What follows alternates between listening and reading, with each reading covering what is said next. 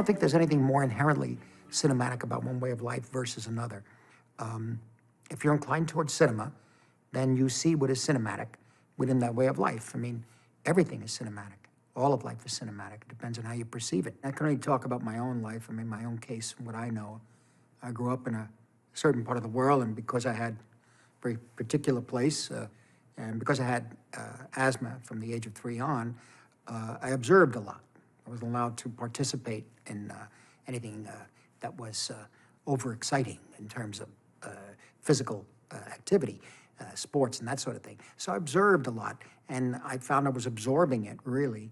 And then later, you know, I found I was interpreting it and translating it, I think, and trying to transmit or express it, find different ways to tell stories about things that I observed or was immersed in around me, whether it was outside the apartment or in the family. And, you know, what I observed and absorbed at home, out in the street, as I said, in the church, these are the things that form me, just as the very different worlds in which, say, Michael Powell or Stanley Kubrick or Don Siegel grew up formed them. So I can only speak from that world.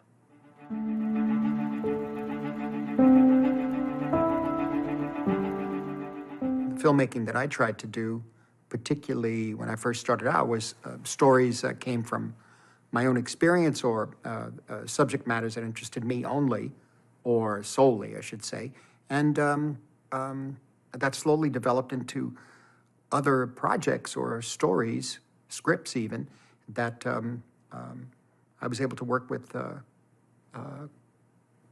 interests or concepts from other writers. But primarily, I really, the story has to come from me, or at least I'm interested in this particular character idea. In some cases, actors. In the case of Nick Pileggi, for example, he wrote that wonderful book, Wise Guy, which became Goodfellas. And, you know, he has such a... the book itself spoke to me immediately, and the structure of the book, too. I found a way to, along with Nick, to be able to pull together a representation of that world that was depicted in the book, but also in from my own experience.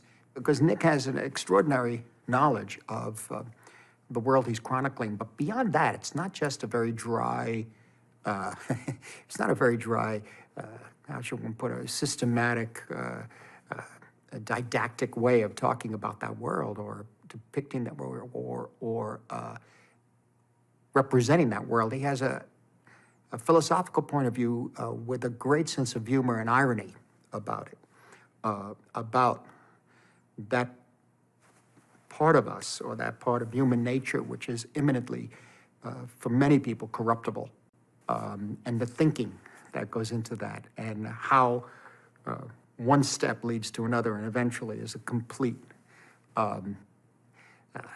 chain of events, a disastrous chain of events. And so he has this point of view about it and a way of presenting it. And so we would have a great deal of enjoyment working on that.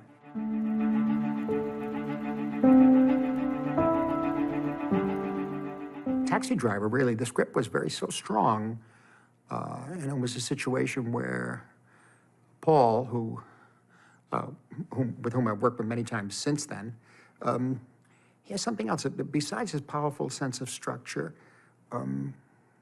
this very strong understanding of loneliness, retribution, but really just the philosophy and a theological point of view that I certainly couldn't verbalize at that time reading the script, but created an impulse to make the picture.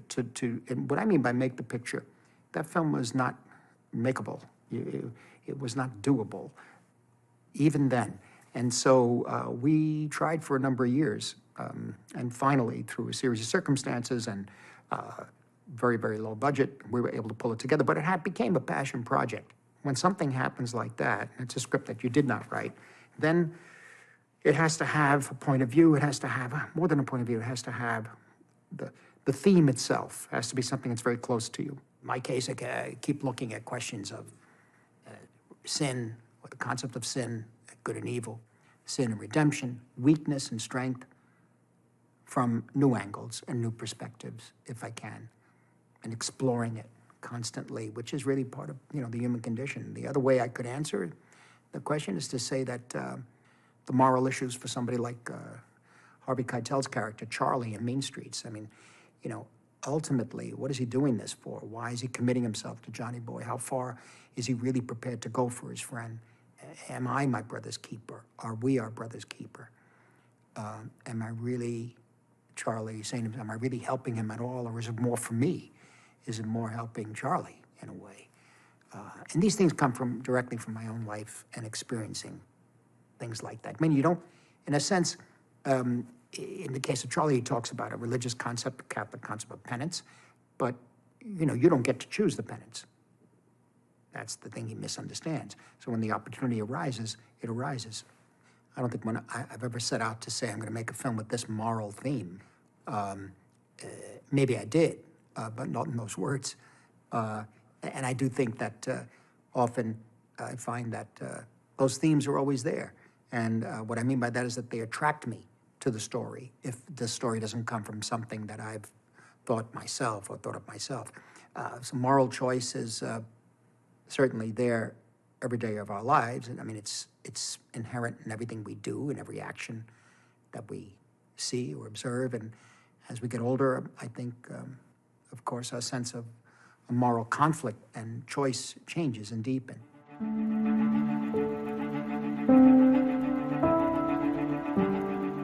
I have been drawn to different stories for different reasons. Of course, the key element, of course, again, is a passion for wanting to tell that story, like a Mean Streets or Taxi Driver that Paul Schrader wrote, or elements of Raging Bull or Age of Innocence, that sort of thing. There was a desire and a need, or Gangs of New York, to really not rest until I was able to express these thoughts and these stories on film and go through that process. I mean, sometimes it's because I'm just intrigued by something and would enjoy, I think, the process of the filmmaking itself. In the case of, like, The Aviator, was early aviation, which I'm fascinated by, and aviation pioneering films that were being made in that. And the story, of course, the aspect or one section of early part of Howard Hughes' life with the character who was so powerful and had such genius, but at the same time had the seeds of his own destruction. And so this was fascinating to me. Or, like in Gangs of, the recreation of New York at an earlier moment in history, like the Gangs of New York or the Age of Innocence. I always talk about the fact that growing up down there at the age of 10, 11, 12, I could tell from the cobblestones in the street that they had stories to tell in the old Basilica of St. Patrick's Cathedral, the church, the first Catholic cathedral in New York, the fact that they had to protect and defend the cathedral in 1844 against the know-nothings and the wide-awakes, the nativists who wanted the immigrants out of the country. So I knew things had happened there, and that there were generations that had died away and had lived lives in that area and struggled and fought. And so for me, I was always intrigued by this. In the case of Shutter Island, I was interested in working with a kind of material that recalled certain kinds of films I really love. Great, film noirs like Out of the Past or Laura or Crossfire.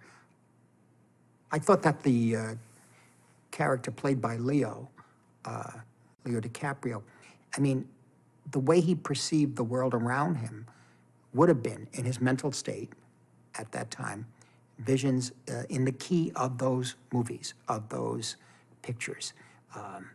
That sense of noirish, post-war America, even the black and white photos in the tabloids, all of this sort of thing would have been what was in his head, how he perceived that world around him in Shutter Island, twisted and hallucinated as it was.